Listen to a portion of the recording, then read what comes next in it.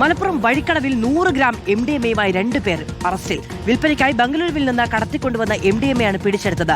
എളംകൂർ സ്വദേശി സൈഫുദ്ദീൻ, ചുങ്കത്തറ സ്വദേശി റിയാസ് അലി എന്നിവരാണ് പിടിയിലായത്. പിടികൂടിയ MDMA-യ്ക്ക് വിപണിയിൽ 3.5 ലക്ഷത്തോളം രൂപ വില വരും. മയക്കുമരുന്നിന്റെ ഉറവിടത്തെക്കുറിച്ച് പോലീസ് അന്വേഷണം ആരംഭിച്ചിട്ടുണ്ട്. സോണൽ കൃഷ്ണ വിവരങ്ങളുമായി ചേരുകയാണ്. സോണൽ, 100 ഗ്രാം MDMA-യുമായിട്ടാണ് ഈ 2 പേർ അറസ്റ്റിലായിരിക്കുന്നത്. എന്താണ് ഇവരെക്കുറിച്ചുള്ള വിവരങ്ങൾ? എങ്ങനെയാണ് അന്വേഷണം? മാധു, പ്രധാനമായി പറയേണ്ടത് ഇന്നലെ 11:30യോട് കൂടിയിട്ടാണ് ഈ സംഭവം നടക്കുന്നത്. അതിനുശേഷം കൃത്യമായി പോലീസിൻ്റെ ഇടപെടലുണ്ടാകുന്നു. വഴിക്കടവിലെ ആനമറ ചെക്ക് പോസ്റ്റിൽ വെച്ചാണ് ഇവരെ പിടികൂടുന്നത്. എന്തായാലും കർശനമായ നടപടി ഉണ്ടാകും എന്ന് തന്നെയാണ് ഡാൻസ് ഓഫ് സംഘവും പോലീസും പറയുന്നത്.